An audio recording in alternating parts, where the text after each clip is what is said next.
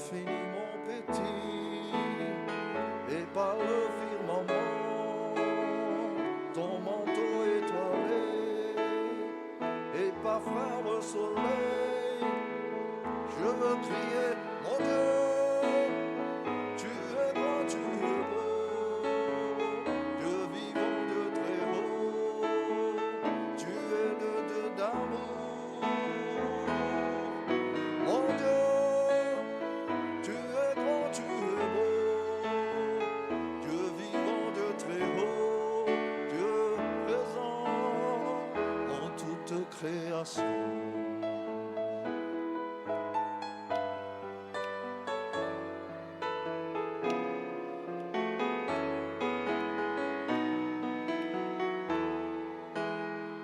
Par tous les océans et par toutes les mers, par tous les continents et par l'eau des rivières, par le feu qui te dit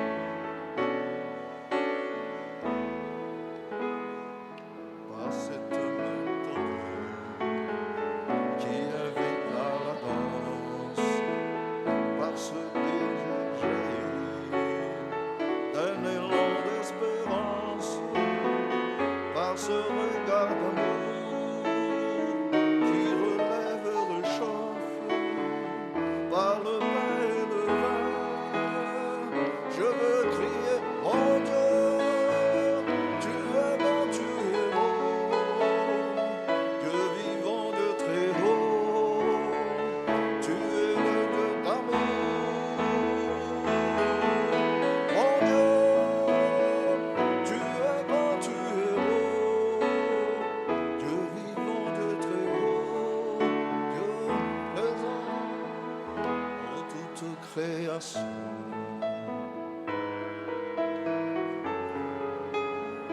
Tsotra ihany le hira fa tena hira fiderana le izy a dia tsy mampaninona antsika miezaka tena ataontsika mafy a miaraka amin'ny tonony averintsika farany zay a ataontsika mafy a amin'ny tonony sady fanomanana ny fiderana mba asytsika rehetra no mihira fa tsy ny sasatsasany misaotra tompo allo verina kely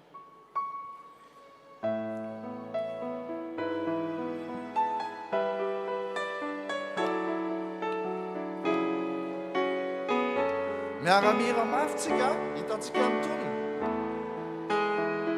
par les cieux devant toi splendeur majesté par l'infiniment grand l'infiniment petit et par le firmament ton manteau étoilé et parfum le soleil je veux crier mon Dieu tu es grand, tu es beau Dieu vivant, Dieu très haut tu es le Dieu d'amour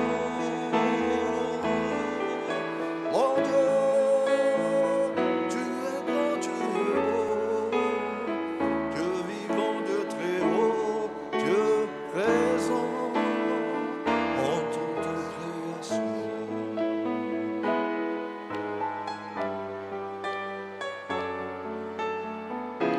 Efa tokony haitsika lety feony a dia miara-mihira mafy tsika miara par tous les océans et par toutes les mers par tous les continents et par l'eau des rivières par le feu qui te dit comme un buisson ardent et par l'aile du vent je veux crier mon Dieu tu es grand, tu es beau Dieu vivant, Dieu très haut tu es le Dieu d'amour mon Dieu tu es grand, tu es beau Dieu vivant, Dieu très haut Dieu présent en toute création.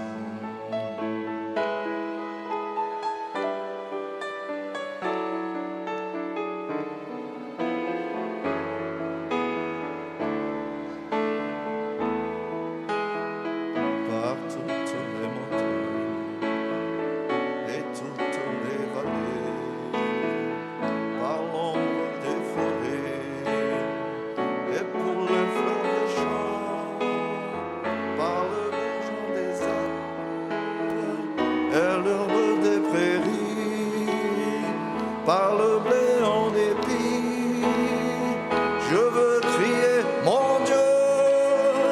Tu es grand, tu es beau, Dieu vivant, Dieu très haut, tu es le Dieu d'amour,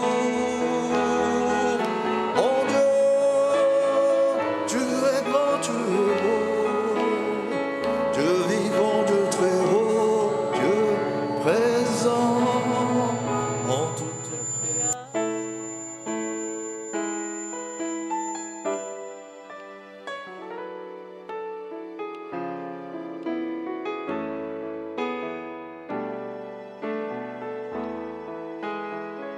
Par tous les animaux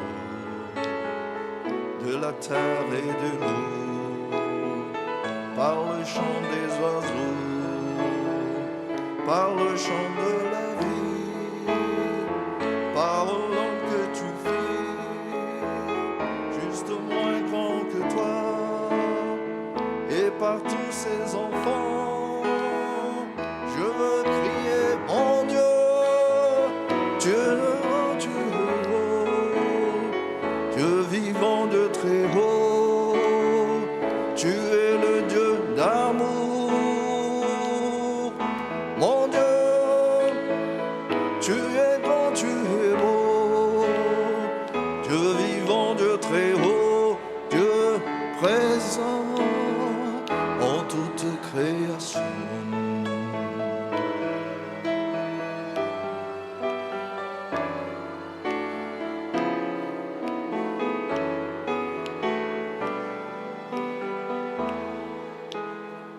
Par cette main tendue qui invite à la danse, par ce baiser jailli d'un élan d'espérance, par ce regard d'amour qui relève, réchauffe, par le feu et le vin, je veux crier mon Dieu, tu es grand, tu es beau,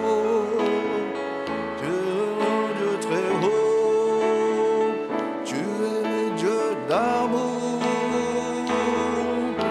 Mon Dieu, tu es grand, tu es beau, Dieu vivant, Dieu très haut, Dieu présent en toute création.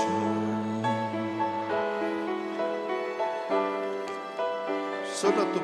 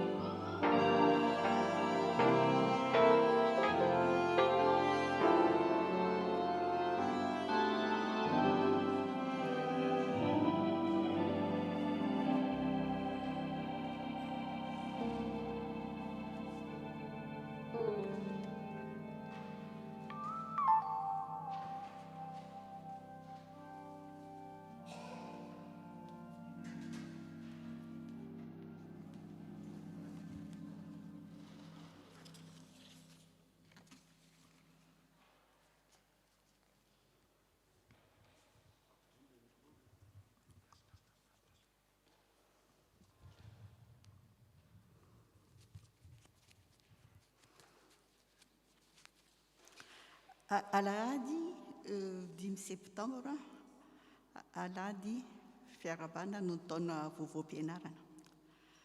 Ny loha hevitra hitondrana fampompavatsika androany tompo dia izay voasoratra ao amin'ny marika 7:5 manao hoe ary dia tsahalanjona izay tsy izy ny olona ka vaky vava hoe tsara avokoa ny nanaovany ny zavatra rehetra fa sady mampalady ny marenina izy no mampiteny. Tsara avokoa ny nanaovan'Andriamanitra ny zavatra rehetra. Dieu fait tout à merveille. Ho aminareo aniany fahasoavana sy ny fiaidanana avy amin'ilay ankehitriny sy taloha ary ho avy, ary avy amin'ny fanahy 7 izay eo anoloan'ny seza fiandrianany. Rehefa malala rehetra amin'ny tompo aoko isika hiary mitsangana ary hisaotra sy hideran'Andriamanitra ary arahantsika mamaky ny salamo voatondro.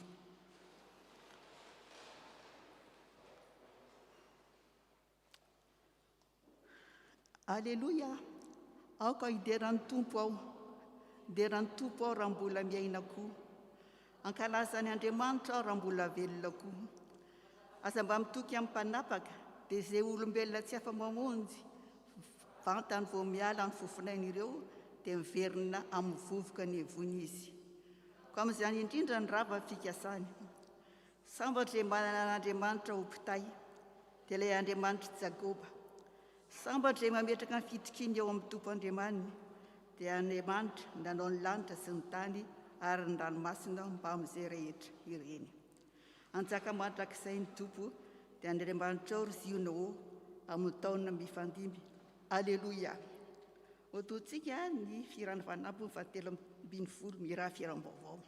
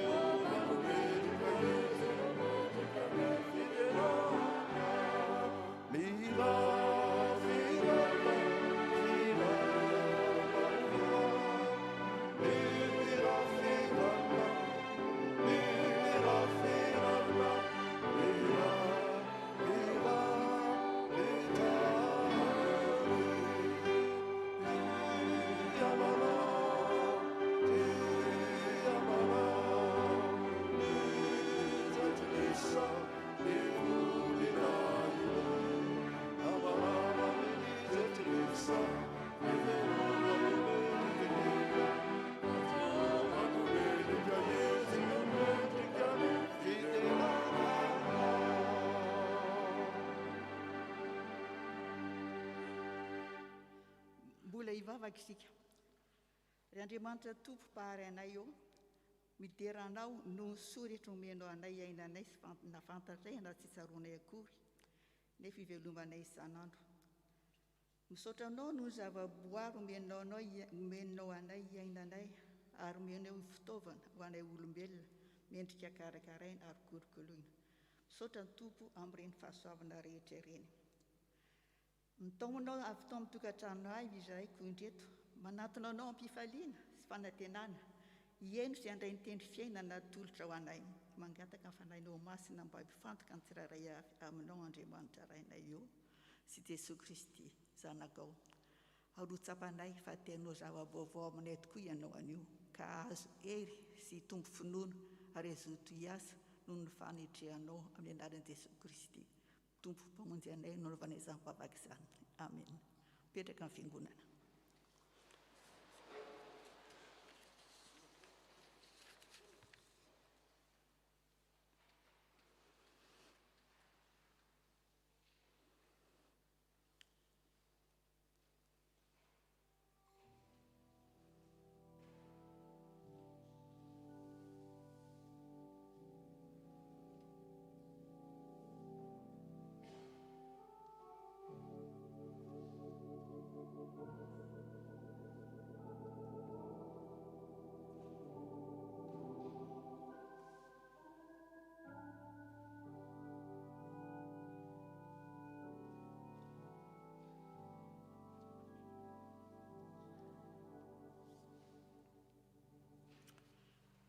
Ry havana, noho ampanajana ary eritrerety tsara ny teny manambara ny sitrak'Andriamanitra amintsika.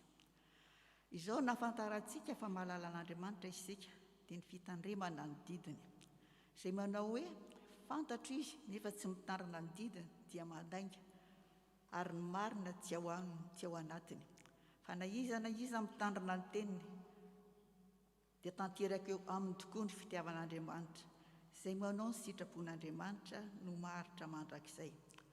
Mbola ho ataontsika ny firana 7:721.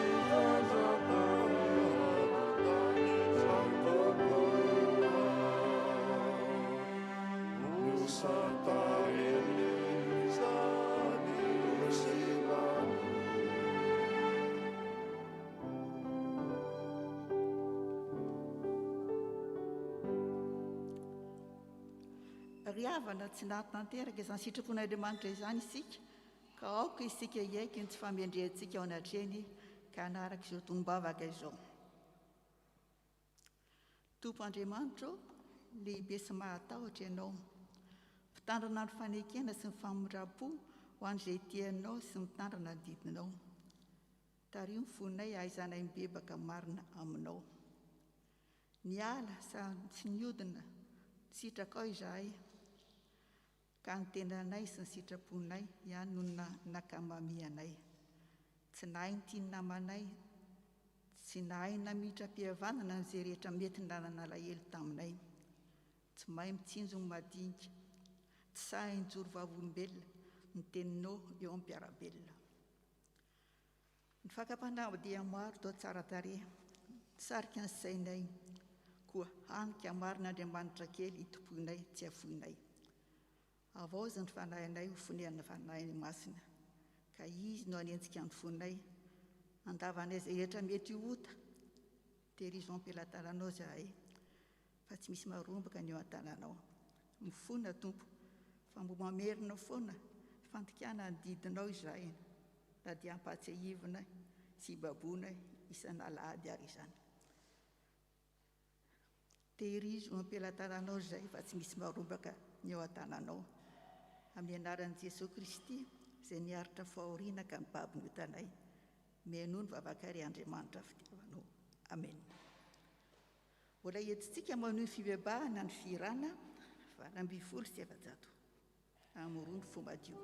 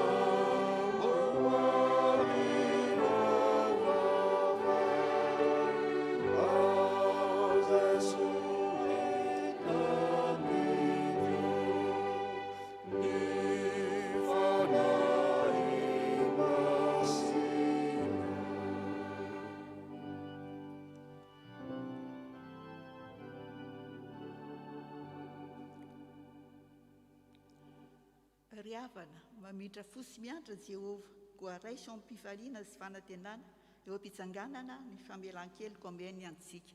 Miara-mitsangana fiangonana.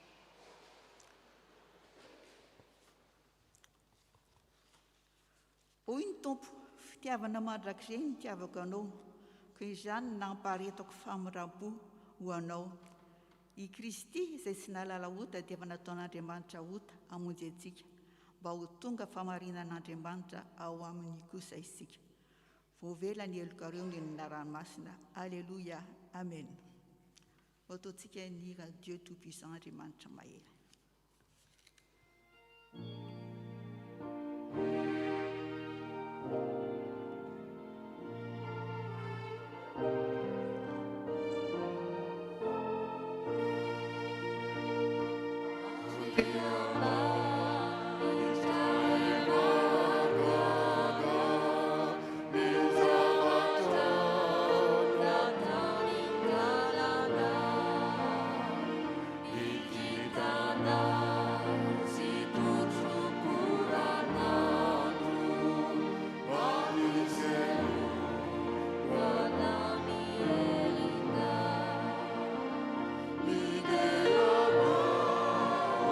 Yeah.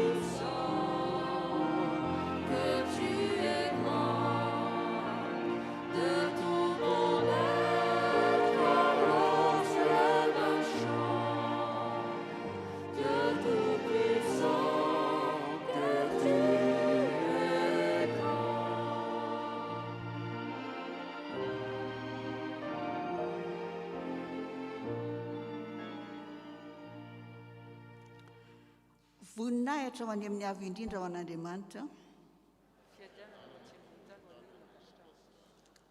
mipetraka ny fiangonana.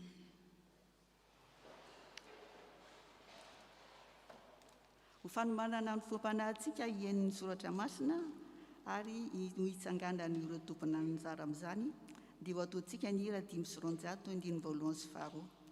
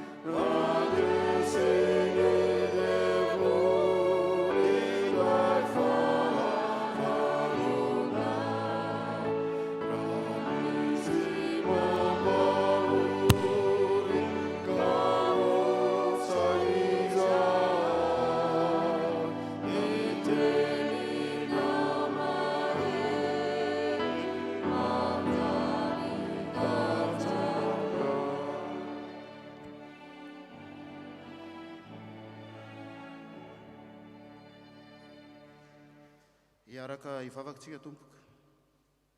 Misaotra anao zahay tompo fa mbola nomenao zao maraim-baovao zao indray. Misaotra anao zahay fa mbola nitantaranao sy nivombinanao ka tonga soamantsara eto amin'ny tempolinao masina indray hankalaza ny anaranao. Misaotra tompo no namelanao ny adisoanay.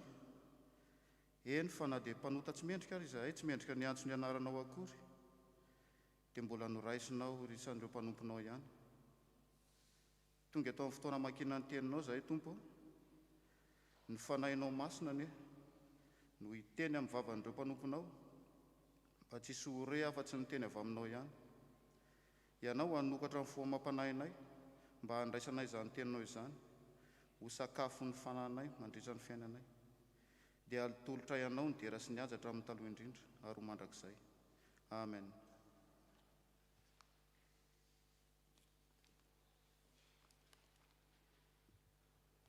Nous commençons la lecture dans Ésaïe, chapitre 35, versets 4 à 7. Ésaïe, chapitre 35, versets 4 à 7. Au nom de Jésus. Dites à ceux qui perdent courage, ressaisissez-vous, n'ayez pas peur, voici votre Dieu. Il vient vous venger et rendre à vos ennemis le mal qu'ils vous ont fait. Il vient lui-même vous sauver.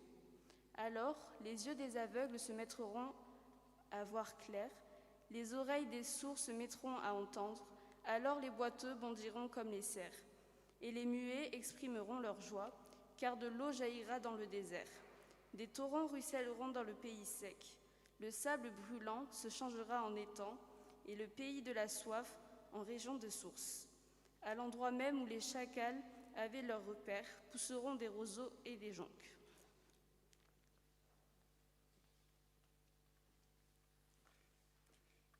Dia mbola hotoizantsika ny tenin'ny soratra masina izay sorata epistily nosoratan'i Jakoba ao amin'ny toko 2:1-8. Fakitsika izany amin'ny anaran'ny Tompo. Ry rahalahyko, aoka tsy asiana fizahan-tavan'olona ny finoanareo ny tompontsika izay Jesosy Kristy. Tompo ny voninahitra. Fa raha misy olona miditra eo amin'ny sinagoganareo, misy peratra volamena amin'ny ratsan-tanana, dia sady miakanjo tsara, ary mba miditra kosa izay olona malahelo miakanjo ratsy. Koa mijery ilay miakanjo tsara ianareo ka manao hoe mipetraha eto amin'ny fitoerana aloha ianao, ary manao amin'ilay malahelo kosa hoe mitoera eroa ianao. Mipetraha etsy amin'ny fitoerany tongotro, moa tsy miangatra va ianareo amin'izany, ka tena mpitsara manan-kevidratsy.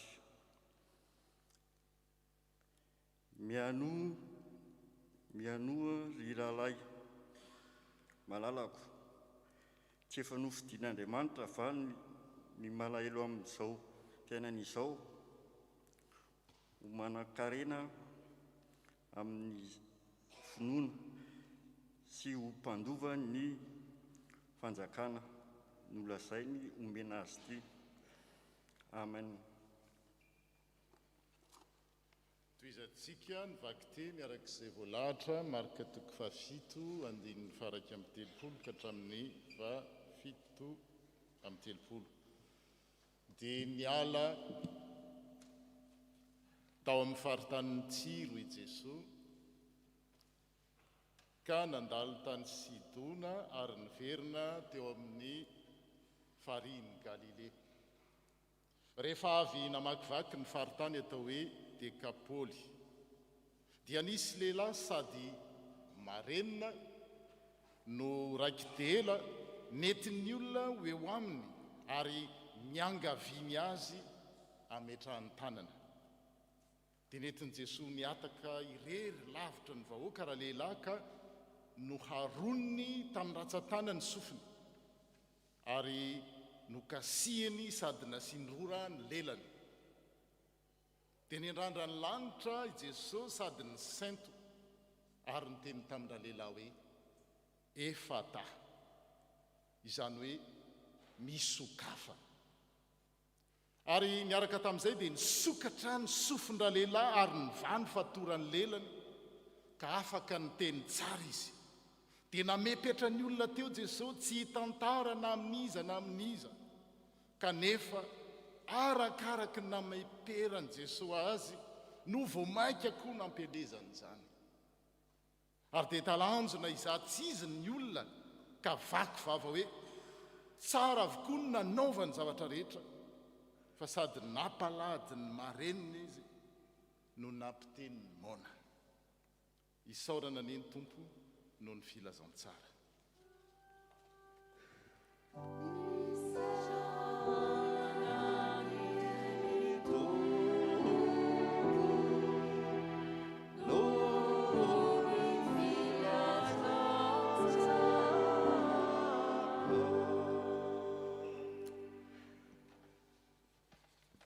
Milohan'ny andrenesana ny teny fampianarana sy sakafom-panahy hoentindray mandrem-pinarina ho tsika, dia voataontsika ho mpisanganana ny firanana 3 sy 900. Tsangana amin'ny fiangonana.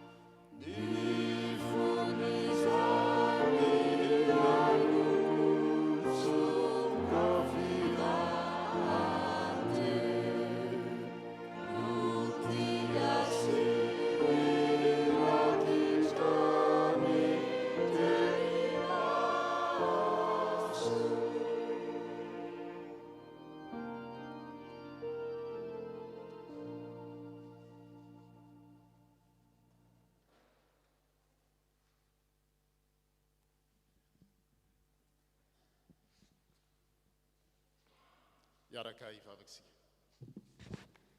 Arak'izany hira zany tompo dia te-andrehanao zay izy. Tsy afaka mandrehanao nefa zay raha tsy sokafanao ny fonay, ny sofinay, ny fiainanay. Ary ianao renesinay, ianao miditra ao amin'ny fiainanay, manova ny fiainanay. Aoka ny herin'ny teninao tokoa ny tompo hanova ny fiainanay. Arak'ilay vakiteny izay novakiana teo, ataovy tanteraka eo aminay tsirairay avy, ny nanokafanao ny sofin'ilay sady marenina no raikitela. Tanterao aminay anio indray zany tompo. Amen. Seigneur, comme tu as fait avec ce monsieur, cet homme qui est à la fois sourd et muet, Seigneur, ouvre nos oreilles. Et non seulement nos oreilles, mais aussi notre vie à la réception de ta parole de vie, qui peut changer notre existence, qui peut donner sens à notre vie. En Jésus-Christ, notre Seigneur, nous te prions. Amen. Afaka mipetraka isika.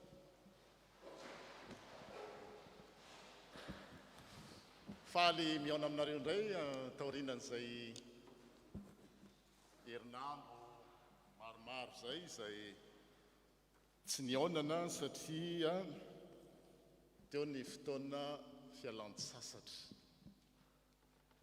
Tatifisy, est-ce que tu peux, est-ce que tu peux projeter le texte, le premier texte, s'il te plaît? C'est Ésaïe 35. En fait, il y a quelques points qui m'ont vraiment frappé dans ces textes. Azafadi, c'est le fait d'entendre que Dieu venge. La vengeance de Dieu. La revanche de Dieu. Waouh! Asa raha nanaitra anareo zay fa zay anisan'ny texte nanaitra ana teo. Amin'ny teny malagasy le izy dia hoe avy mitondra famalian'Andriamanitra dia ny famalian'Andriamanitra eny izy tokoa no avy ka hamonjy anareo. Mamaly Andriamanitra, la vengeance de Dieu. Dieu vient vous venger et rendre à vos ennemis le mal qu'ils vous ont fait. Il vient lui-même vous sauver. En fait, Dieu ne venge pas de nous. Il ne prend pas sa revanche contre nous, mais contre le mal qui nous atteint. Tsy mamaly olon'Andriamanitra, tsy mivange olon'Andriamanitra, ary zay no ampianarantsika hainy famaliana, fa mamaly ny fahoriana zay mianjady amintsika izy. Asa raha azonareo, tadio tsara zay. Tsy olona velively no valian'Andriamanitra, fa ny fahoriana zay mamatotra antsika.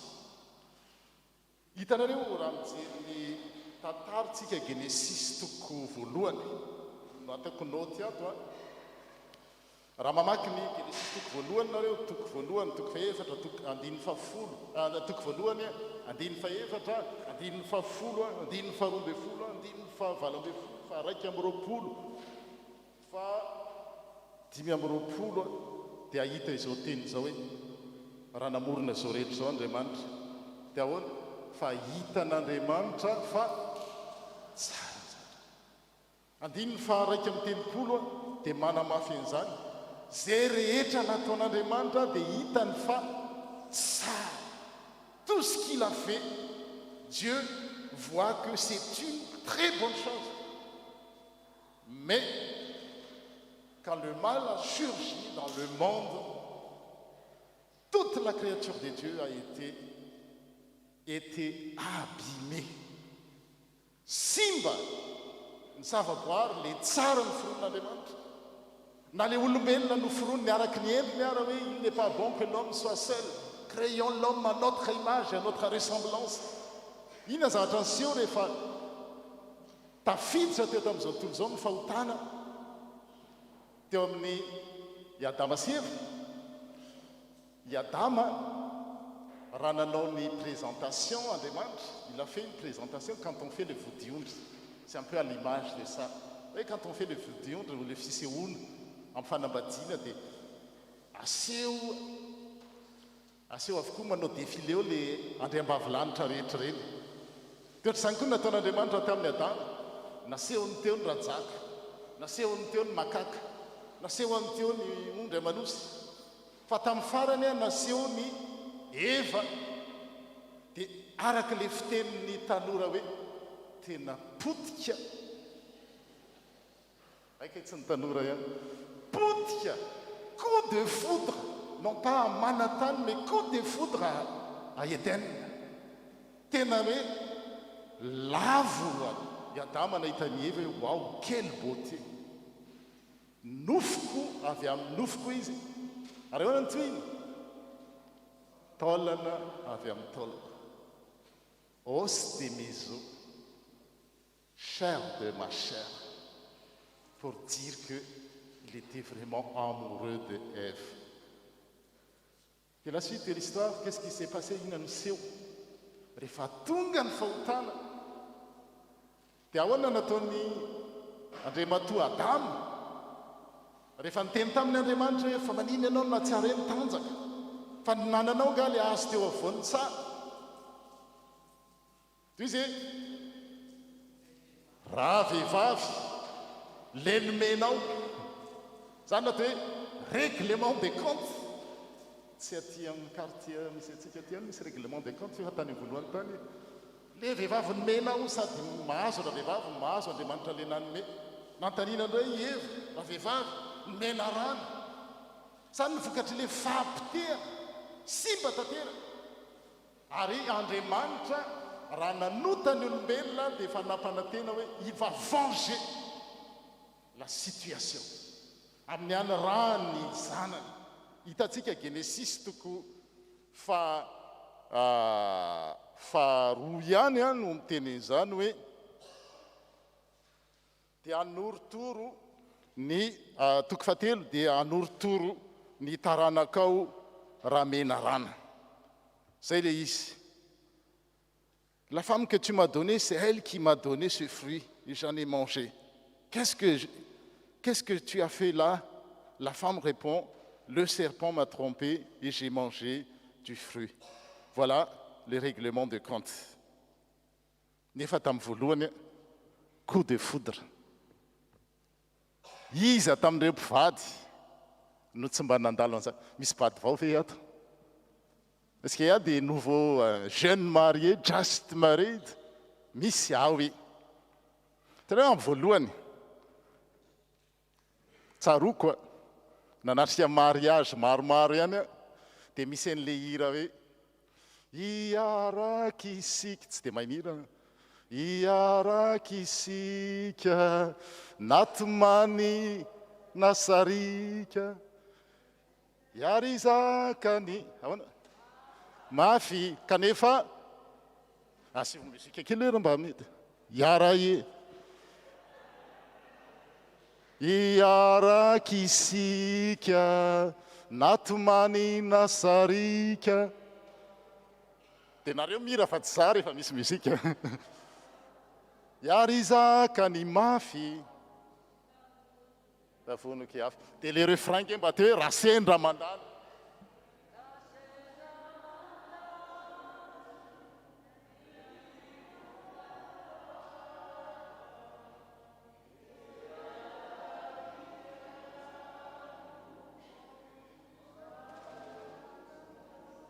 Anareo rehefa mihira klasika tena mihira be, rehefa mihira anareo tena raha sendra mandalo le rivo mpandrava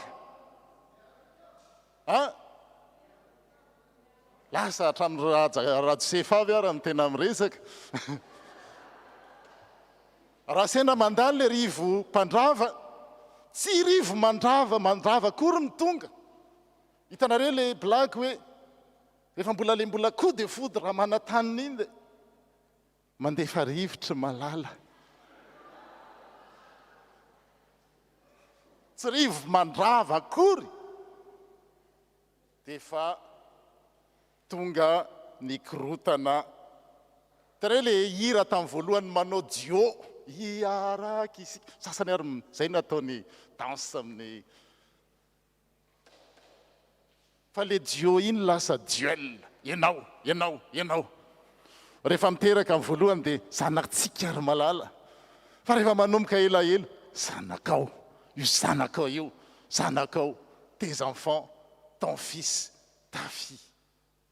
Zany a rehefa manomboka, zany ny fisehony rehefa manalavitra ilay Andriamanitra ny olona, ny tokantrano, ny olombelona, ary sanatria mety ny fiangonana koa ara. Fampitsara, mifanenjika, règlement des comptes, fampiandry mikendry tohana. Wow! Dia izao tsy maninona fa nahatongavan'Andriamanitra dia ny hanovan'izay situation zay. Dieu, il va se venger de cette situation. Tsy olona, fa les situations mihitsy. Dia eo le tantara zay mivakina tamintsika teo, tena nafinaritra mihitsy. Naniraka ny zanany Jesosy, Andriamanitra Jesosy amaly satria simba ny tontolo zay noariny. Dia eto misy santionany. Jesosy niala tao amin'ny faritanin'ny Tiro ka nandalo tany amin'ny Sidona ary niverina tao amin'ny farihan'ny Galilée. Ary rehefa avy namakivaky ny faritany atao hoe Décapoly. Eo entina ilazana misy symbolisme be dehibe eo. Eto zany dia amin'ny faritra gentilisa. Zany hoe un monde sans Dieu. Zay ny idirany eto. Tsaroantsika any Marka 4 Jesosy tao amin'ny tanànany te hanao zavatra maro be, te hampianatra, te hanao zavatra te hanambary izy zanak'Andriamanitra andreo fa tsy nino azy reo ankonany sy reo avany sy reo tanànany. Dia izy tsy hoe hivange anareo avelako anareo, eo nareo dia hitanareo nataony. Fa lasa izy nakany amin'ny tanàna gentilisa eto. Ary talohan'izao dia nanasitrana ilay zanak'ilay vehivavy anankiray Syrophéniciana izy. Sy voafatitra ny démonie. Dia rehefa voafatitra ny démonie io dia niteny taminy hoe le vahoaka teo nalefa tany amin'ny kisoa dia miala tato ianao. Dia nandre reto vahoaka ireto fa hoe mandalo indray Jesosy, mandalo amin'izany vohitra Décapolis zany, na Décapole, 10 villes, Déca, 10, Paul, ville. Dia nisy lehilahy sady marenina no raiky dela nentin'ny olona eo aminy ary niangaviny mba ametrahany tanany. Dia zany misy lehilahy izay marenina no raiky dela. Zavatra lozika be eo, rehefa marenina ianao rehefa tsy mahay mihaino ianao dia tsy mahay miteny. Ohatranahy tsy mahay mihaino note na muzika ako hatreto aloha, mbola tsy mahay. Dia zay ny tsy tena ahaizako mitazona feo. Dia ohatran'izany koa ty lehilahy ty tsy mahay mihaino izy dia mazava ho azy tsy mahay miteny ary tsy hay hiteny noviana. Zavatra mifandray ireo. Ary entiny atao hoe tsy mahay miteny sy tsy mahay mihaino dia entina ilazana sampy. Ary zay mahatonga ny Marka zay mitantara eto dia hoe ato amin'ny tanànan'ny mpanompo sampy. Satria ny sampy no tsy miteny sady tsy maheno. Zao ny jerena any amin'ny Salamo 5:30 any hoe ny sampony gentilisa dia volafotsy sy volamena izay asa nataon'ny tanan'olombelona, manambavy izy nefa tsy miteny, manamaso izy nefa tsy mahita, manatsofina izy nefa tsy mandre, ary tsy misy fofinaina eo ambavany. Dia ho tahaka zany izay manao azy, zany hoe mpanamboatra sampy zany, sy izay mahatoky ny sampy dia zao sady tsy hahaino, tsy hay teny. Les idoles des païens sont en argent et en or. Ils sont fabriqués par des hommes. Ces statues ont une bouche, mais elles ne parlent pas. Elles ont des oreilles, mais elles n'entendent pas. Ceux qui les ont faites, ceux qui mettent leur confiance en elles, qu'ils soient comme ces statues. Là, ça c'est un cercle vicieux. Personne ne lui parle et il ne parle à personne. Coupé du monde. Ça n'y olona ao anatin'ny sampo. Dia mba eritrereto ny hoe mona sy marenina ity zany na hoe marenina sy mona. Dia tsy hoe mona sy marenina fa marenina aloha zay vao mona tsy mahay miteny. Dia mba imagineo ny eritrereto hoe hatramin'ny maraina tamin'ny enina ianao maka ny toeran'ity olona ity hoe tsy naheno ininona mihitsy. Mba kely fotsiny nge masina aza makipy fa mieritrereto fotsiny hoe raha tamin'ny 5 maraina moa zany tsy naheno ininona. Tsy afaka nyteny. Tsy naheno réveil, mety tara. Tsy naheno feom-boro maneno. Tsy maheno ny tenin'ny ankonanao. Tsy maheno vaovao. Ary tsy afaka nyteny. Hoe mba hanao kafe, mba te hisotro rano, mba te hanao an'izao. Zany hoe tena hoe coupé du monde. Rehefa vakiana ohatr'izao mantsy izy dia esy anazy zany. Fa raisy ao an-tsaina hoe raha mba izaho tokoa moa. Juste en une matinée, je suis sourd et muet. Qu'est-ce que serait ma vie? Batanino hoe zany. Dia izay no halalantsika hoe rehefa omen'Andriamanitra sofina sy vavintsika, inona no ampiasantsika azy? Satria nomenitsika dia tsy fantatsika ny lanjany.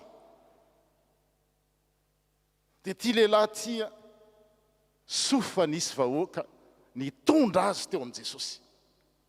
Vahoaka jentilisa ireo. Na eno ary mahajentilisa azy dia izao manoloana n'ilay Andriamanitra tompon'izao rehetra izao dia izy no mibaiko hoe ametrao tanana. Satria iny jentilisa dia izao hoe izay tsy maintsy ametraha tanana io fa Andriamanitra voafetra sy voafatotra amin'ny fomba anankiray dia ametrao tanana. Dia rehefa teo dia Jesosy tsy niteny hoe za ve nibaikionareo na zany sala amin'izao so fa nangina izy dia natsony niangavy azy ireo ametrahany tanana dia nentin'i Jesosy niataka lavidavitra vahoaka izy. Jésus le prend à part de manière personnelle. Zay ny fanaon'Andriamanitra te miaona amintsika tsirairay izy, pas avec la foule anonyme. Ary rehefa tsy mbola nanana zay fifandraisana personnel amin'Andriamanitra zay tsika, on ne peut pas dire qu'on est chrétien. Je suis vraiment désolé. Jésus, il prend à part. Il y a une foule, on ne sait pas combien de personnes est là. Mais il prend le sourd et le muet à part. Ary, tsy hoe ndraisiny manokana io fa nanehoany zavatra zay mahagaga amintsika vanim-potoana moderne zao dia zao natao metiny manokana izy dia noaroniny tamin'ny ratsan-tanany sofiny. Sika marikoriko. Tsy vitan'izany ihany nokasihiny sady nokasihany no nasiany rora ny lelany. En période de crise sanitaire comme ça, c'est pas possible. Mais qu'est-ce que l'évangéliste Marc veut nous transmettre? C'est l'intimité. Avoir une relation intime, salive, toucher, prendre à part, c'est vraiment se mettre à part avec le maître de vie. Et si vous n'avez jamais fait ça, si moi, je n'ai pas fait ça, il n'y a pas de vie qu'on peut appeler vie chrétienne. Ni nataotsika nanao an'izao diacône, piandry, pasteur, plein, vite adolo ny titre rehetrarehetra. Qu'on n'a pas encore fait cette rencontre personnelle avec Jésus. Ohatran'ny reto folona reto. Eritrereto hoe misy folona be dehibe eo, vahoaka be dehibe, anankiray, olona anonyme, tsy fantatry ny olona. Hitanao ilay tantara teo, reny nientsiky ny marenina Simona, le niteneniny Jakoba, epistily Jakoba, dia miditra ao fiangonanareo a. Ny olona anankiray dia indray manamanana, manam-bolamena, miakanjo tsara ohatr'izany dia menareo toerana varapatana misy mahantra dia ataonareo oatra ny marenina sy mona izany mijery ivelana ary mila idiran'Andriamanitra etsany lasa lalindalina kokoa la izy etsika hoe zany tsy marenina za maheno tsara za mahay miteny za mahay mihira za mahay manao soso za manga feo ny sasany ary manga antitra mihitsy fa rehefa tena dinihana hoe aika izaka ity marenina sy mona ity ahoana ny fisehony rehefa tsy haitsika ny mijery ny atsara ny zavatra ataon'Andriamanitra rehefa menmenina foana tsika isaky ny misy mihetsika ao tokantrano ao eritreretany eo amitokantrano hoe ahoana moa nataon'Andriamanitra amin'ny vehivavy na ny lehilahy rehefa manambady le tononona foana hoe ny mivady a dia ahoana lo sa ahoana moa vady saza izera fa rehefa mandeha ny fotoana sarotra ny zanaka lova avy amin'Andriamanitra ahoana fifandraisantsika amin'ny zanaka na fifandraisan'ny zanaka amin'ny ray aman-dreny fifandraisana amin'ny ray tam-po zany ny endrikyle hoe tsy mahita ny zavatra ataon'Andriamanitra nefa zavatra ataon'Andriamanitra dia tsara tany am-piandohana izy Genesis teo dia hitany fa tsara nomeny vady ianao dia tsara io mety ny olona tsy mahita azy fa tsara aminao ary tsy tsara aminao io fa saza meny zanaka ianao raha tsy manan-janaka ianao na tsy manana tokantrano dia omeny fiangonana zany hoe hitan'Andriamanitra fa tsara ny zavatra ataony amin'ny fiainantsika fa isika ve mahita an'izany raha tsy mahita an'izany tsika dia zao mila intervention de Dieu hoe mila sokafana sofina mila aronon'Andriamanitra mila rencontre personnelle mila changement radical et voilà l'action de Dieu rehefa tsy manao an'izany ho atsika za voalohany amin'izany dia zao on peut pas appeler hoe chrétien naronony ny lelany ary ny sainto izy miara amin'ny sainto amintsika Andriamanitra miara ory amintsika izy misy fahoriana azony ataony manafaka an'io raha ilainy zany fa raha tsy esoriny io dia mahasoa hitanareo Paoly apôstôly intelo nivavaka hoe tompo esory amiko ty tsilo ty hoe ampy anao ny fahasoavaka misy fahoriana mety avelan'Andriamanitra ao satria fantany hoe io ny hitaizany atsika dia miara amin'ny sainto amintsika izy tahaka ny fiarahan'ny sainto tamin'ity marary sofiny ity ary ny teny izy hoe misokafa efata maladie tsy hoe maladie amin'ny teny frantsay fa hoe misokafa aoka hisokatra amin'Andriamanitra zay ny teniny tamin'ity lehilahy tya dia avy atrany vaky teny ary niaraka tamin'izay tsy adiny telo taoriana na rehefa tamin'ny maty masoandro niaraka tamin'izay dia nisokatra ny sofindra lehilahy ary ny vany fatorany lelany ka afaka ny teny tsara izy ny teny tsara tsy hoe bien parler quelqu'un qui sait bien parler rhétoriquement ou artistiquement art rhétorique fa miteny zavatra tsara miteny zavatra tsara tsy haitsika io miteny zavatra tsara io raha tsy misy intervention fa ndraindray na zavatra tsara aza eritreretintsika ho ratsy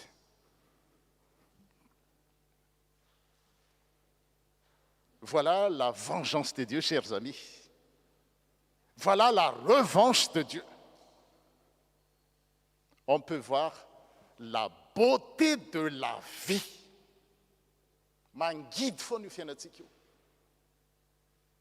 Mafoana io fiainantsika io. Mety mivezivezy etserotsika fa tsy hahita zavatsoa. Mais là, Dieu se propose, Dieu veut venger les problèmes qu'on a. Vao mifoha maraintsika dia zao mahita ny famindram-pon'Andriamanitra. Manaova zavatra anankitelo fotsiny amin'ny maraina hoe vao mifoha dia aza mihaino vaovao aloha, aza mijery Facebook aloha, aza mijery YouTube aloha, aza mijery ohatran'izao fa zao mandiny fotsiny hoe tompo menao tombon'andro aho. Raha mijery manodidina firy ny olona miady amin'ny fahafatesana, firy ny olona maty, firy ny olona tsy manako hanina, firy ny olona any amin'ny tany miady, firy ny olona sahirana, firy za velonaina vaovao mandra-maraina isa maraina ny famindram-ponao zay anankiray zay chaque matin comptez 3 bonnes choses avant de regarder la télé, d'écouter la radio, de regarder Facebook et tout ça. Et si vous faites l'inverse, vous regardez la télé, ah, en Afghanistan, il y a les talibans qui ont fait ceci. À Marseille, un règlement de compte. Et c'est ça qui va rythmer votre vie. Vomfo, vao maraina vomfo, dia indro raha matoa sy andriamatoa, miteny amin'Andriamanitra hoe, merci Seigneur, je suis encore vivant, vivante. Tout yoga, raha mananjanaka ianao manambady, hoe menao vady zaza, zanaka. Raha tsy manana ianao men'Andriamanitra fiangonana. Raha marary ianao mbola men'Andriamanitra fahasoavana hitsabo. Alors que pas mal de gens qui n'ont pas la possibilité de se soigner dans ce monde, 7 milliards. Mianatra, l'école est gratuite en France. Le soin est gratuit. Tout nous est donné sur le plateau. Tsy hitanao zany, tsy hitatsika zany. Raha vao tsy fan'Andriamanitra ny sofina. Ary rehefa sofan'Andriamanitra sofina, hafa amin'izay ny avoakan'ity. Tsy andany andro hoe izao ny anina. Miala ho azy zany. Tsy mandany fotoana amin'izany ianao. Iny ianao an'izao ny ranona. Zavatra tsara. Ary izay teto. Le loahevitra izay mpanjintsika dia izay hoe hitany fa tsara. Andriamanitra manao zavatra tsara. Dia reto vahoaka tany amin'ny jentilisa reto talanjona tamina hitan'ity lehilahy sady marenina ny mona ity. Talanjona izay tsy izy ny olona. Dia ahoana ny teniny amin'ny Jema? Vakivava.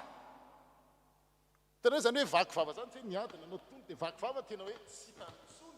Miferana izy hoe aza miteny secret messianika, aza miteny raha tiany Jesosy mantsy rehefa maty mitsangana maty izy voafantatry ny izy messia. Dia nirarandro hoe aza miteny. Fa arakaraky ny andraranao azy, vao maiky izy ny laza. Zany hoe tsy azo ny olona niona tamin'Andriamanitra tsy nina terenao, anao mangina mitovy an'izao tsy na fahafatesana aza. Satria izay no ahalalana azy. Dia talanjona izaho tsy izy ny vahoaka ka vakivava hoe tsara avokoa ny nanaovany zavatra rehetra. Lasa miaraka amin'Andriamanitra le namorona tany amin'ny zay natao hoe vengeance de Dieu. Il a créé les choses bonnes, toutes choses bonnes. Et là, les gens, les gentils, les païens, ils arrivent à dire waouh! Tout Dieu fait tout à merveille.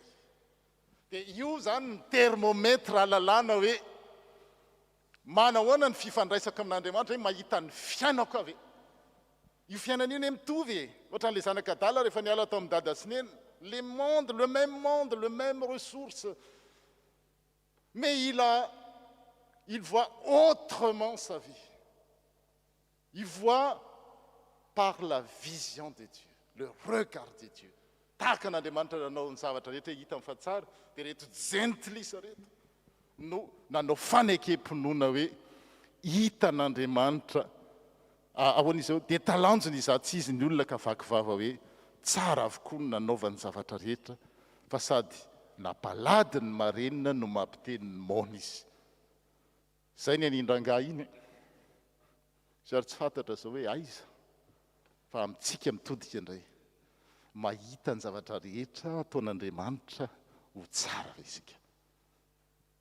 Tsy afaka hamaly eo amin'ny toeranao ao, ary tsy afaka hamaly eo amin'ny toerako ianao, tsy afaka hamaly eo amin'ny toeranao dada sy neny, n'Andriamanitra koa aza, fa ianao no tsy maintsy mamaly an'izany. Fa raha hitanao fa tsara ny zavatra rehetra dia mifalia. Fa niditra tao amin'ny fiainanao ilay Andriamanitra, izay le hoe efata misokatra amin'Andriamanitra ny fiainanao. Ary hiaraka amin'Andriamanitra mandrakizay ianao.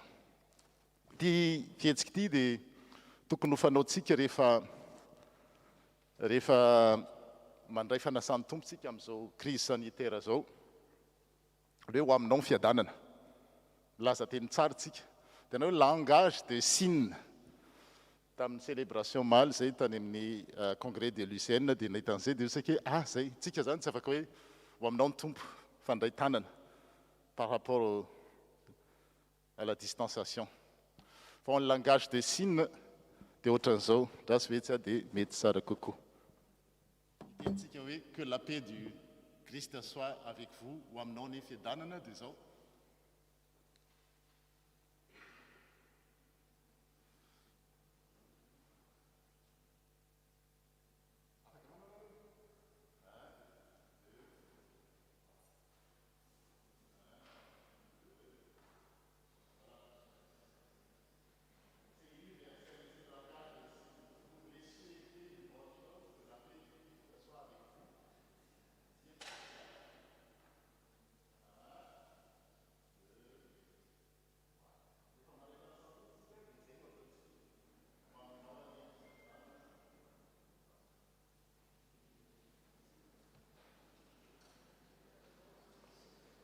miaraka amin'le psaume de la création tsika hitsangana amarana an'izay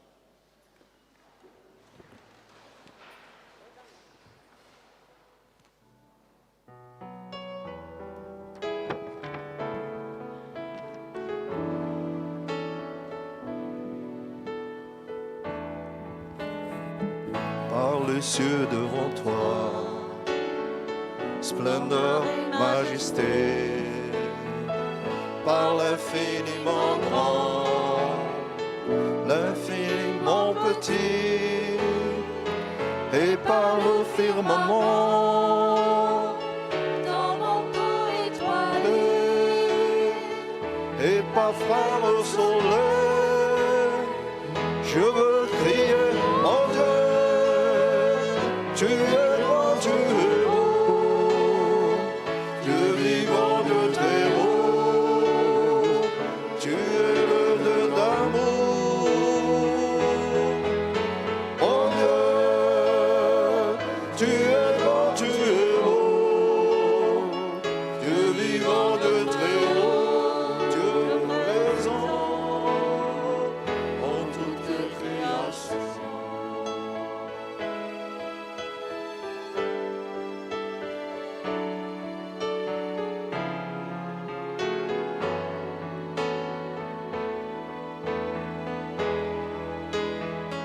Par tous les océans et par toutes les mers, par tous les continents et par l'eau des rivières, par le feu qui te dit comme un buisson ardent et par l'aile du vent, je veux crier, mon Dieu, tu es grand, tu es beau,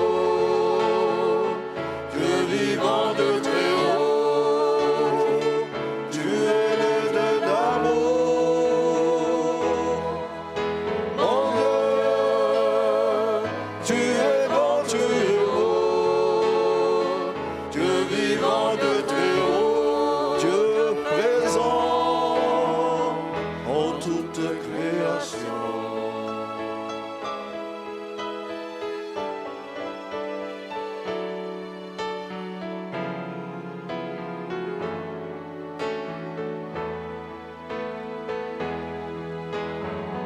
Par toutes les montagnes et toutes les vallées, par l'ombre des forêts et par les fleurs de champ, par le bourgeon des arbres et l'herbe des prairies, par le blé en épi, je veux crier, mon Dieu, tu es grand, tu es beau, Dieu vivant,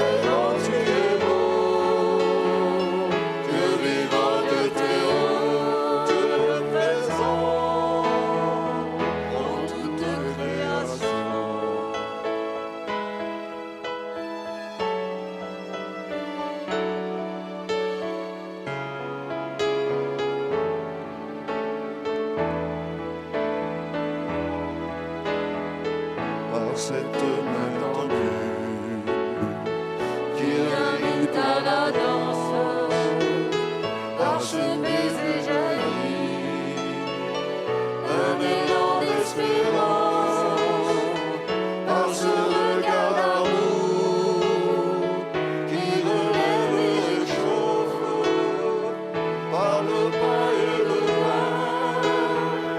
Je veux crier mon Dieu, tu es grand, tu es beau, Dieu vivant de tes hauts, tu es le Dieu d'amour. Mon Dieu, tu es grand, tu es beau, Dieu vivant de tes hauts, Dieu présent en toute création.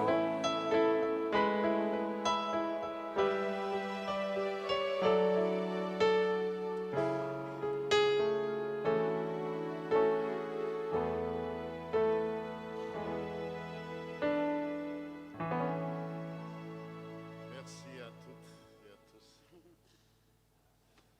La computer.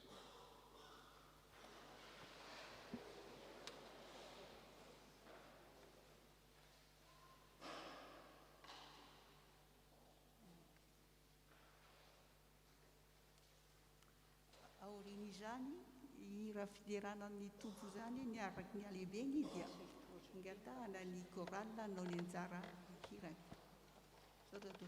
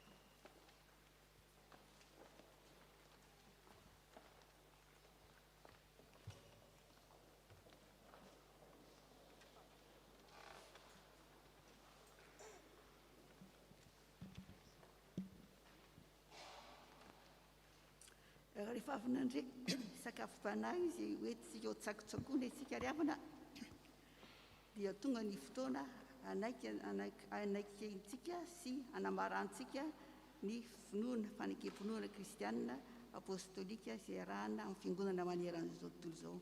Iara isangana isika hanonona izany fanekem-pinoana izany.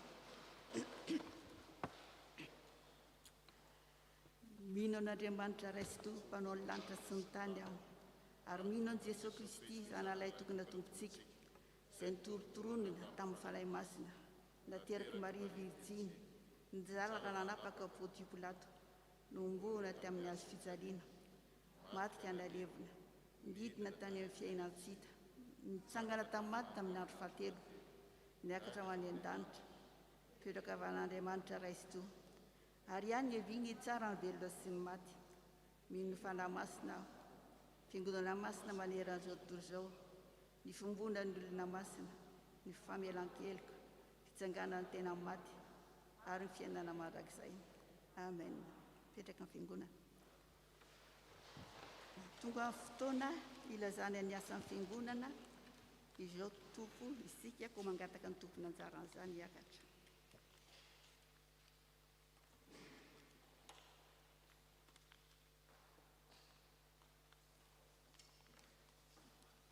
Miarabantsika indray natratra izao alahady voalohan'ny volana septambra izao ho amintsika hatrany eny ny fahasoavana sy ny fiadanana avy amin'ny Jesosy Kristy tompontsika. Raha misy amintsika androany voalohany tonga mivavaka eto amin'ny tafak'i Samarsay dia mba hiangaviana izy ireo hitsangana ho araban'ny fiangonana. Dia faly mandray nareo ny fiangonana ex Samarsay. Dia ny tompony omba sy tantanareo amin'ny fikasana rehetra ataonareo. Dia ny fiangonana dia sokatra trany andray anareo ny ekipa ny accueil dia anantona anareo aorian'izao fotoam-pivavahana zao dia misaotra tompo. Misaotra ny Ramatoa Liliana Rakotiniaina nitarika ny fotoana ary any mpitandrina Jeanot-Randrianandrasana nitondra ny sakafo panahy tamintsika ary ho an'ireo rehetra izay nandray anjara natotosa izao fotoam-pivavahana izao. Toy izao indray ny raharay eto amin'ny fiangonantsika. Isaorana sahady amin'ny faharetana fa somary lavalava ary toy izao izany mitoetra amin'ny fotoam-pivavahana isaky ny alahady manomboka amin'ny 10 ora sy sasany. Ny fanajana ireo fepetra rehetra dia mitohy hatrany. Ny fisoratana anarana, fanajana elanelana iray metatra ary ny fitondrana ny masika. Ny fampitana ny fotoam-pivavahana amin'ny Facebook dia mitohy hatrany. Ny fianarana soratra masina dia manomboka ny zoma fa 10 septambra izao amin'ny 7 ora alina amin'ny alalan'ny Zoom toy ny mahazatra. Ny fotoam-pifoazana dia isaky ny asabotsy maraina amin'ny 7 ora sy sasany. Ny katekomena kosa dia manomboka amin'ny alahady fa 17 volana septambra amin'ny 7 ora maraina. Ny groupe miasa mandritra nyty volana septambra ity dia ny groupe A sy B. Anjarantsika mpiangona no miandraikitra ny fanadiovana amin'ny fiangonana ny asabotsy izao, asabotsy fa 12 volana septambra izao. Ary ny sampana sekoly alahady kosa ny asabotsy fa 18 volana septambra. Famangina mpitandrina Daniel Rakotojoely Nandrasana. Pasteur Daniel Rakotojoely Nandrasana dia mangatsika eto ny manomboka ny 17 volana septambra tamin'ny 17 volana septambra izao. Izy moa dia avy any États-Unis ka toy izao ny fandaharana amin'izany. Ny alakamisy 17 volana septambra ariva amin'ny fitora dia isy ny fampianarana hoentiny eto am-piangonana mifanatritava izany. Ary avy eo ny zoma fa 14 volana amin'ny orany fianarana ny soratra masina amin'ny alalan'ny Zoom amin'ny 7 ariva. Ny sabotsy 15 volana septambra moa izany dia any Monteux. Ary ny alahady 14 volana septambra aorian'ny fotoam-pivavahana dia isy fiaraha-misakafo aminazy ireo ary isy ny formation responsable ny après-midi. Koa dia aoka samy mandrika izany daty izany isika. Vaovao avy amin'ny sampana sekoly alahady. Chers parents et enfants, anciens ou nouveaux, nous vous saluons au nom de Jésus. Nous voici arrivés à la rentrée scolaire. C'est dans la joie que les monitrices vous invitent à une rencontre sous forme de brunch le dimanche 12 septembre à 9h dans la salle de fête en bas. Nous vous attendons avec impatience, les monitrices. Vovos Sampana STK. À tous les jeunes, si tu as 16 ans ou plus, la section jeune de l'Église t'invite à sa rentrée le samedi 18 septembre. Nous nous donnons rendez-vous au parc à Borély à 11h pour passer une journée ludique et conviviale. Au vu du contexte sanitaire, nous demandons à chacun de ramener son repas. Nous avons hâte de vous retrouver en espérant vous voir nombreux. Pour plus d'informations, n'hésitez pas à vous rapprocher de Marina Rabimanatu, le bureau STK. Vovou Fartan. Amnelaadi, rumbefulana septembre izo, dia mangetika mpiron fartani, misetik, ary ny komitsin lula dia arisakafo amin'izy ireo, aoriny fampitoam-pivavahana, ary amin'ny alahady io dia isy ny fanasany tompo izany. Ny komity partany dia atao amin'ny sabotsy fahavalo ambin'ny folo volana septembre izao any Saint-Étienne, ka ny mpitandrina Jean-Laurent-Andrianandrasana ny filoha Bemanatsoa ary mpitambola edy no anatrika izany fotoana izany. Aoka tsiarambavaka izany fotoana izany retintsika. Fiaramihetsiky ny faritany.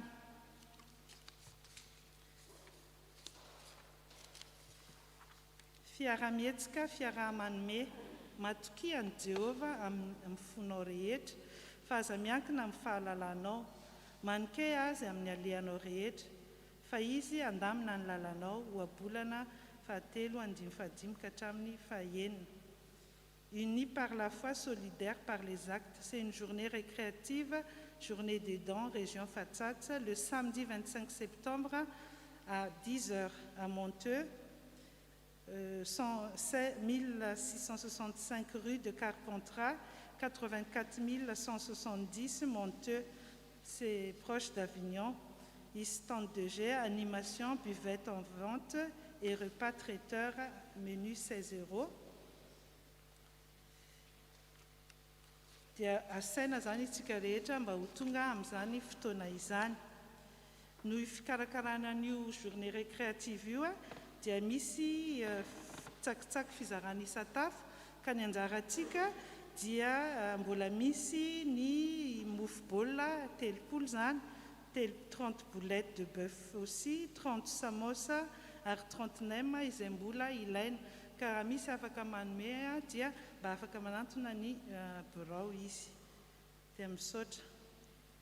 Ho antsika ihany koa izay te handray anjara amin'ny animation amin'io, amin'ny alalan'hira sketch na hafa, dia afaka manantona ihany koa ny filohan'ny sampana STK Marina Rabemanatsoa.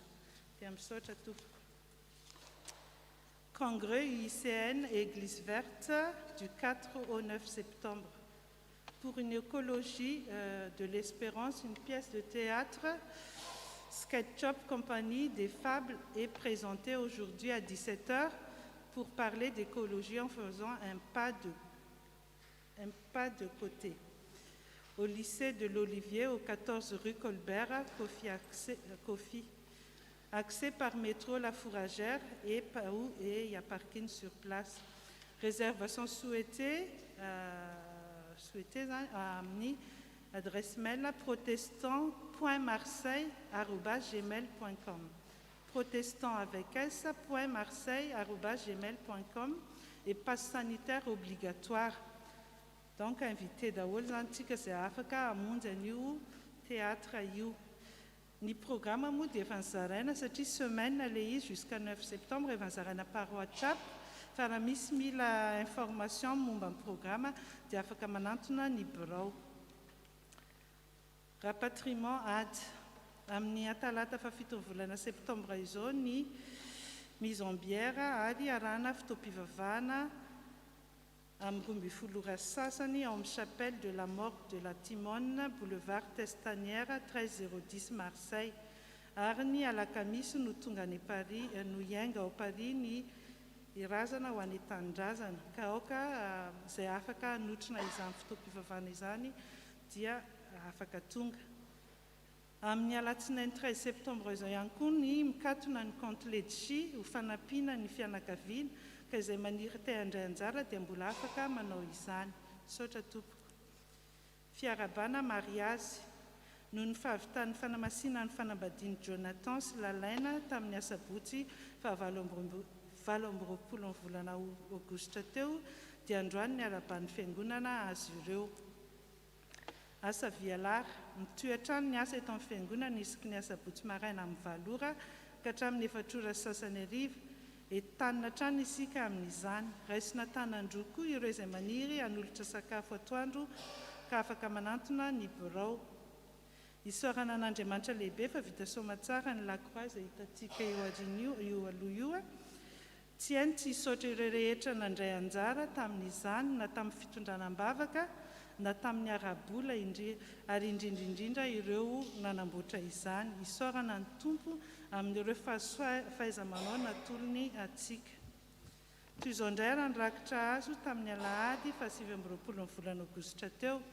Rakitra 139,30 €, ezaka trano 105,20 €. Ny banque alimentaire dia misokatra trany ho atsika izay mila fanampiana izay hitantsika atsy amin'ny salika ty Ambadika ary raisina tanandroa ihany koa izay maniry hanohana izany. Ny ekipa finance dia vonina trano ny andray ny adiditsika na ny dan etsy aoriana dia izay indray raha ny vaovao eto amin'ny tafontsika. An'Andriamanitra irery ny voninahitra et bonne rentrée et reprise à tous.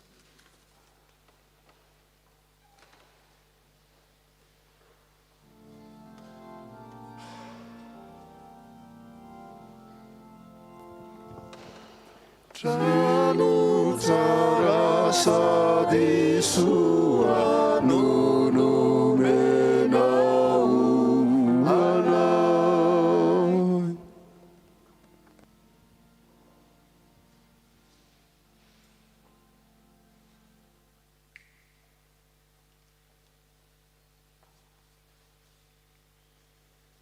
Élevons nos cœurs vers celui qui nous a donné cette maison. Tu vois, Seigneur, la joie qui est dans notre cœur, à chacun de nous. Quelle joie, Seigneur, d'avoir ce beau lieu magnifique, la plus belle église de Marseille, sinon peut-être de France.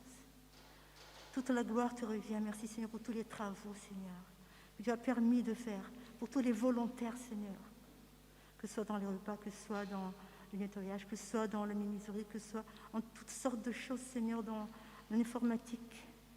Nous ne saurons énumérer toutes les choses que tu nous as permis de faire.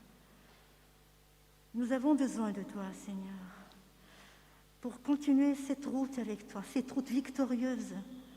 Nous marchons derrière la croix qui a victoire sur même la mort, et la victoire, Seigneur, sur toutes nos incapacités, sur toutes les impossibilités, et la victoire, Seigneur, ta croix merveilleuse, où tu as tout accompli.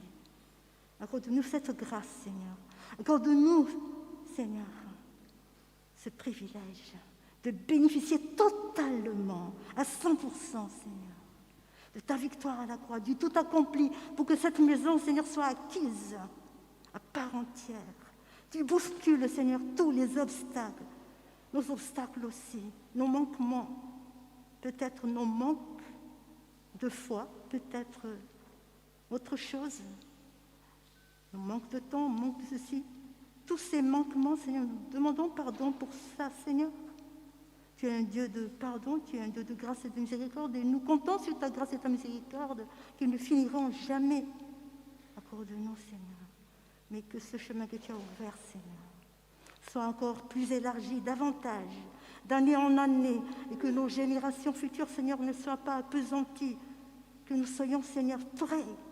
Bouscule-nous, Seigneur, bouscule-moi, bouscule chacun de nous. Seigneur, quand en regardant cette maison, nous pouvons dire que tu es beau, tu es grand, tu es puissant, tu es amour. Tu es grand dans ton amour. Quand tu donnes la meilleure des choses. Et cela nous a été attribué par grâce. Nous comptons sur toi, Seigneur. pour la suite de ces travaux, pour la suite de cette acquisition. Merci pour la foi, même d'une seule personne, de 2 ou 3, qui ont permis, Seigneur, que les obstacles ont été franchis. Et c'est toi qui mérites toute la louange, toute la gloire. Ils ne sont que tes ouvriers. Bénis-les, Seigneur. Et bénis toute l'Église entière, même les personnes qui n'ont rien fait, qui n'ont pas eu une graine de foi. Bénis, pardonne et accorde-nous de voir encore et mieux encore ta gloire, Seigneur. Nous te disons merci pour tout ce que tu vas faire. Nous comptons sur toi car tout est possible à toi. Tu es Dieu, tu n'es pas un homme. Pour Dieu, l'impossible devient possible. Au nom de Jésus. Amen.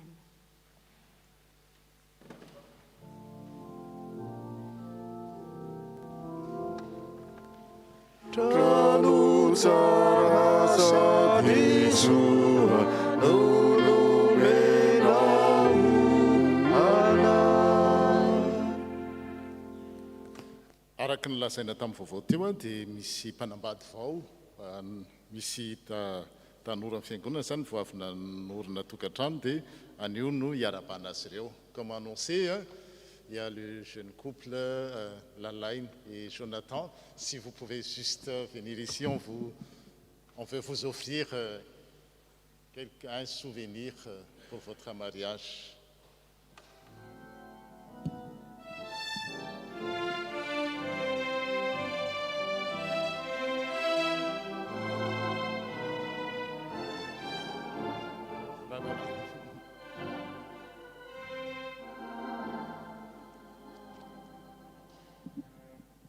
Félicitations, Lalaine et Jonathan. Longue vie à vous. Et l'Église FMM Aix-Marseille a vraiment le plaisir de vous offrir ce petit livret qu'on offre à tous les nouveaux mariés, les langages de l'amour. Je suis persuadé que vos paroles sont déliées par le Seigneur et vous pouvez dire « je t'aime » parce que dire « je t'aime » des fois, quand tout va bien, c'est facile, mais quand c'est un peu frustré, et ce n'est pas ce qu'on espère, mais on vous espère une longue vie. Une vie où le Seigneur est au centre de votre vie. Une vie sans Dieu, c'est une vie, je ne peux pas dire que c'est une vie. Dia faly zay manolotra anareo an'ity boky ity dia marary soa indrindra, maharetatra amin'ny farany. Ny teny malagasy dia hoe tahaka ny lamban'akoho, akoho gasika io satria malagasy no miteny, satria ny akoho sinoa tsisy volony. Tahaka ny lamban'akoho dia ny faty no isarahana. Dia nefa aza mba miditra amin'izany tokantrano zany hoe fiafiana fotsiny ao no dia noho ny vavan'ny olona dia miaritra ao nefa tsisy nininona intsony hoe y a rien dans le panier. L'amour de Dieu. Zay no tokantrano irina ho anareo. Misaotra toko.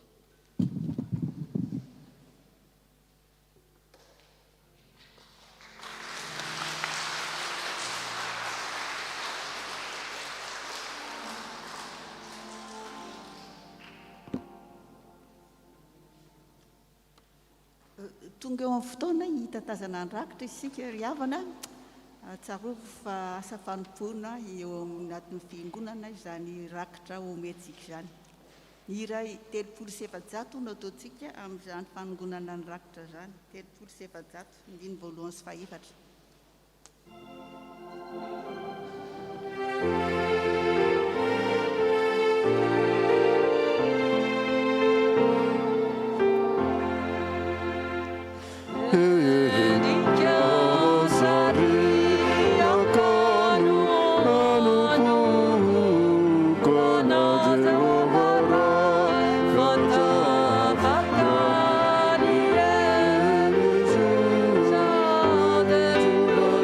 Mama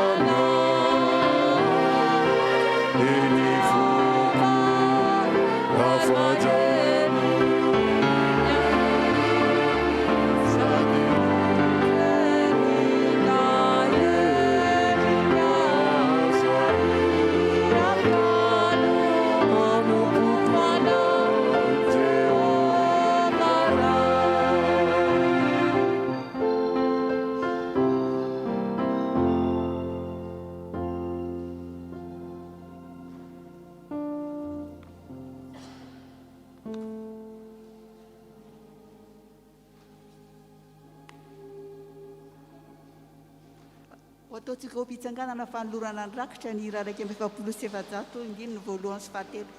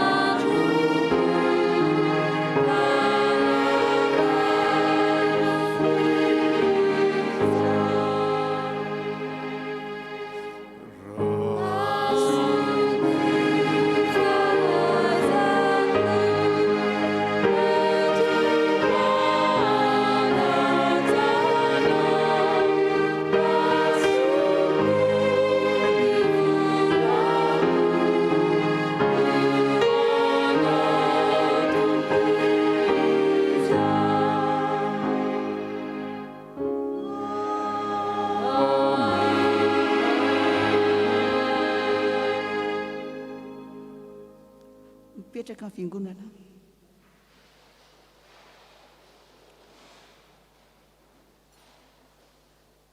Tonga eo amin'ny fotoana anaovana ny vavaka fisaorana sy fangatahana isika riavana koa mangataka izay tompony anjara amin'izany hiakatra aty amin'ny pulpitra.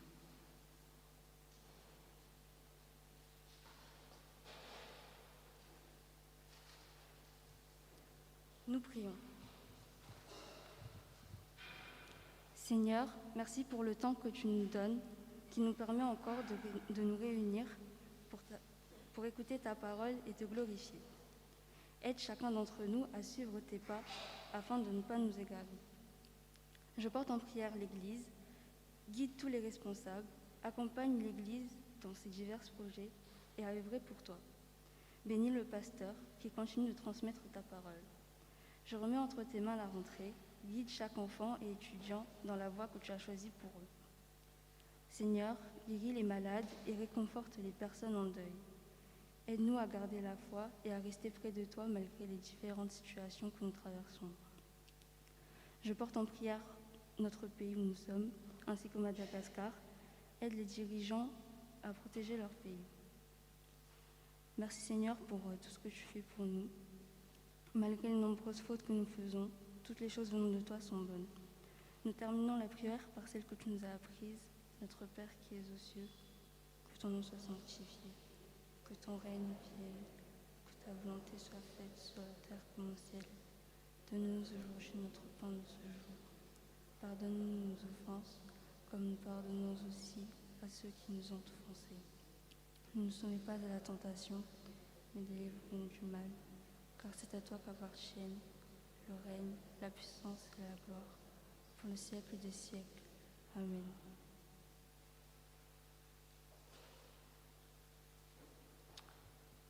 Saotran'Andriamanitra isika riavana fa vita somatsara zao fanompoam-pavahana zao.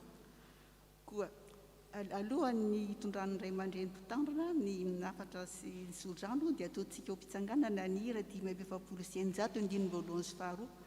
Ary aoriana izany hafatra izany ny andininy fahatelo sy fahaefatra miara-mitsangana amin'ny fiangonana.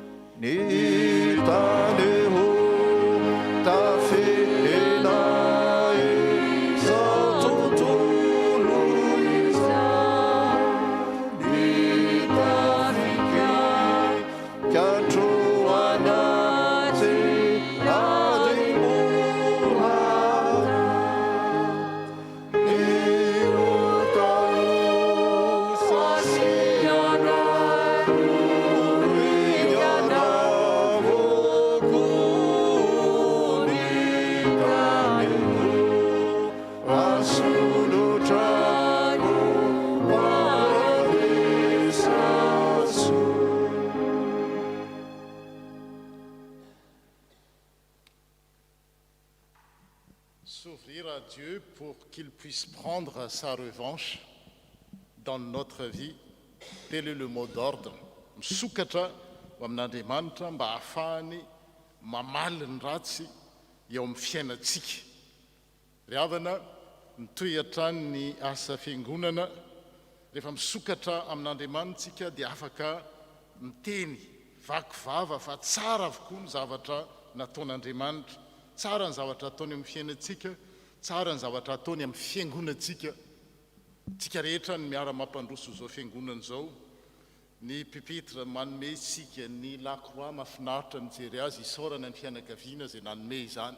Sy zavatra mbola ho atao ataony mpanao akostika. Izany rehetra izany dia entina ilazantsika ampahabe maso fa tsara Andriamanitra ary manao tsara koa isika satria zanany no foronony araky ny endriny. Ary ho an'Andriamanitra izay mahay manao mihoatra noho ny zavatra rehetra, eny mihoatra lavitra noho izay angatahantsika na heverintsika aza, araky ny heriny miasa ato amintsika, ho azy eny voninahitra ao amin'ny fiangonana sy eo amin'ny Jesosy Kristy, manerana ny taranaka rehetra amin'ny fandimby sy mandrakizay. Amen.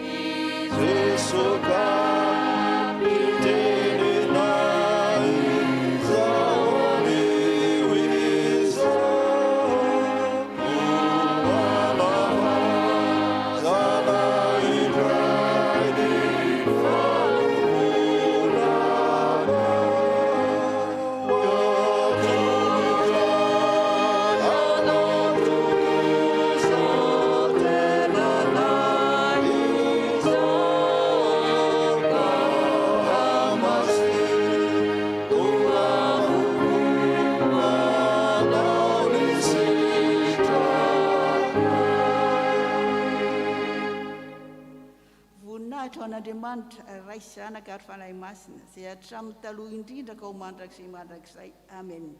Mandehanana fiaidanana ka manompo ny tompo. Sarana ny Andriamanitra. Mirava amin'ny fiangonana.